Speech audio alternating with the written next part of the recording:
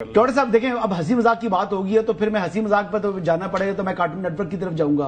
Cartoon network यानी Indian news channels. आज जो हमारा लास्ट टाइम भी जो सीडीएफ का दौरा था तो बड़ी मिर्चें लगी थी उनको, बड़ी तकलीफ हुई थी, बड़े चीख रहे थे, चला रहे थे, सफे मातम बिछ जाता है।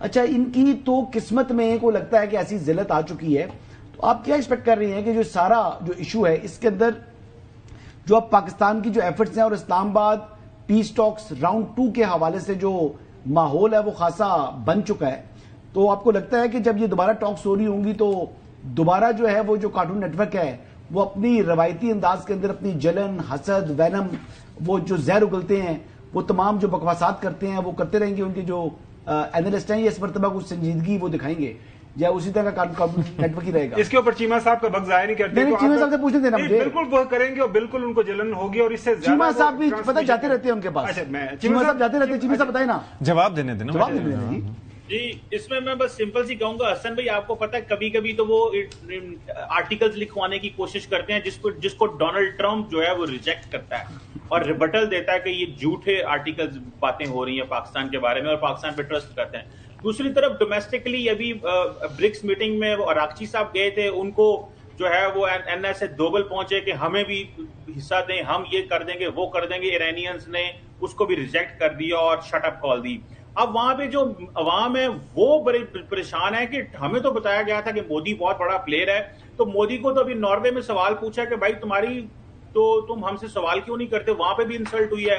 घर में भी पूछी जा रही है कि भाई पाकिस्तान इतना रेलिवेंट कैसे हो गया, फील्ड मार्शल जो है वो हर जगह पे है, प्राइम मिनिस्टर ऑफ पाकिस्तान हर जगह पे है, पाकिस्तान की रेलिवेंस कैसे बनी है।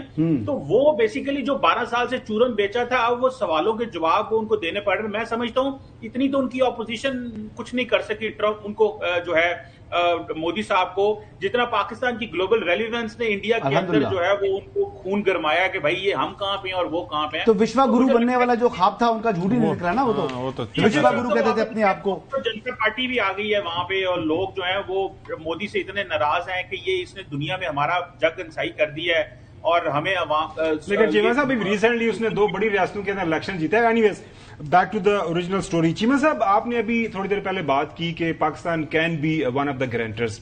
आपको याद होगा JCPOA के जो एग्रीमेंट हुआ था दोनों फ्री कैन के दरमियान तय हुआ, उसके बाद उसकी एंडोर्स करवाया गया यूएन जनरल असेंबली की तरफ से, सिक्योरिटी काउंसिल। उसके अंदर एक क्लॉज था बैकलैश कि अगर ईरान इससे बाहर निकला तो उसके ऊपर हम ये कुछ जुर्माने डाल सकते हैं।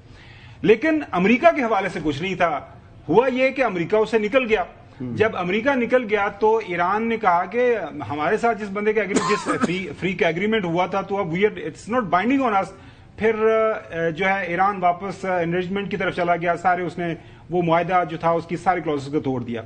सवाल मेरा आपसे ये है कि अब अगर इस तरह का कोई मुआहदा होना है तो जो बाइंडिंग या पेनल्टी या जुर्माना आम लोगों की समझ में कि एक एग्रीमेंट होगा तो अगर उससे कोई फ्रीक भागेगा तो उसके ऊपर जुर्माना क्या लगेगा, जो गारंटी वाली बात है वो होती है एक कंक्रीट टर्म्स के अंदर। अब क्या लगता है, क्या आपका चूंकि इंटरनेशनल एक्सपीरियंस है अफेयर्स का, अब क्या मुमकिन तौर पर ऐसी कोई शक्ल हो सकती है? और सर एक चीज और भी कि और उसको अमेरिका से वसूल कौन करेगा? वर्किंग कमेटी बनेगी अगर चेक ऐसा किया तो।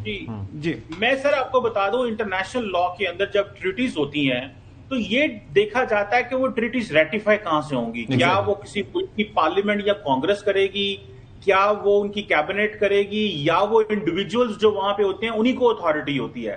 तो जब तक ये ट्रीटी जो है इसको अमेरिकी कांग्रेस रेटिफाई नहीं करती, जो कि जारी बात है 2/3 मेजोरिटी फॉर एग्जांपल चाहिए या सिंपल मेजोरिटी चाहिए, तब तक तो तलवार लटकी रहेगी। देखिए अगर P5+1 से अगर वो निकल सकते हैं, वो यूएन के बहुत सारे प्लेटफॉर्म से निकल सकते हैं, तो वो इससे भी निकल सकते हैं, आप उनको रोक नहीं सकते। तो एक स्टेबल ट्रीटी तब है जब अमेरिकी कांग्रेस उसको रेटिफाई करे, फिर हम ये कहें कि जनाब ये एक अब इसके पीछे पूरे का पूरा अमेरिका खड़ा है। लेकिन क्योंकि ट्रंप साहब की जो पॉलिटिकल पोजीशन है वो ऐसी नहीं है कि वो कांग्रेस से जाके इसको अप्रूव कराएं। और मैं सिर्फ इसमें इस पर तो आ सकती है एक चीज बस इसमें ऐड करके पूछना चाह रहा हूं। जी उसी में कि कांग्रेस या सेनेट सर? कांग्रेस अगर कांग्रेस से अप्रूव कराएंगे तो उसको ज्यादा वो हो जाता है कि एक हाउस से तो नहीं आप करवा सकते ना, मतलब you have to get it done from the entire country की वो जो है।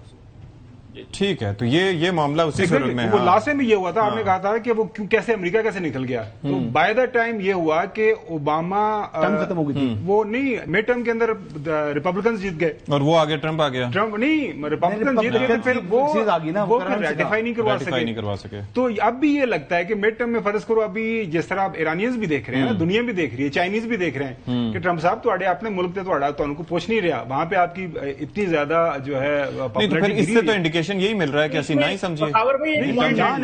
सुने जरा जी, एक पॉइंट ऐड कर दूं, जब बाइडेन साहब दोबारा पावर में आए थे 2021 में, तो उन्होंने सोचा कि हम इस जो जेसीपीओ को रिवाइव करें, लेकिन वो ना कर सके बिकॉज वो कांग्रेस से करवाना चाहते थे, लेकिन हालात पॉलिटिकल इतने कमजोर थे कि वो नहीं कर सके। तो उन्होंने कहा इससे कम अगर दोबारा हम रिवाइव करते हैं तो ईरान हम पे ट्रस्ट नहीं करेगा, बाकी P5 के ममालिक और जर्मनी हम पे ट्रस्ट नहीं करेगा, तो इस ऑप्शन को इग्नोर कर दिया गया था। तो अदर देन कांग्रेस तो कोई सॉलिड चीज नहीं है मेरा ख्याल है, बाकी फिर एटलीस्ट आपने कहीं ना कहीं रास्ता तो चीमा साहब बात यह है कि अगर तो जंगबंदी के हवाले से, मुआहदे के हवाले से कुछ चीजें ऐसी होंगी तो मेरे ख्याल से डेमोक्रेट्स तो अगेंस्ट वॉर्स हैं, तो डेमोक्रेट्स और अगर रिपब्लिकन एक पेज पर आ जाएं तो मेरे ख्याल से उतना मुश्किल नहीं है इसको कांग्रेस से भी जो है रेक्टिफाई कराना, पोजीशन में आ सकते हैं प्रेसिडेंट ट्रंप इस बार से जी।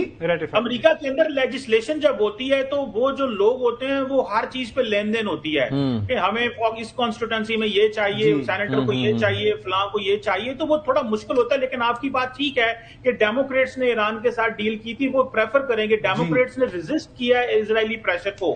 ओबामा ने कहा था कि हमें ये नहीं चाहिए, बल्कि जो डेमोक्रेट्स हैं वो हर रोज रोक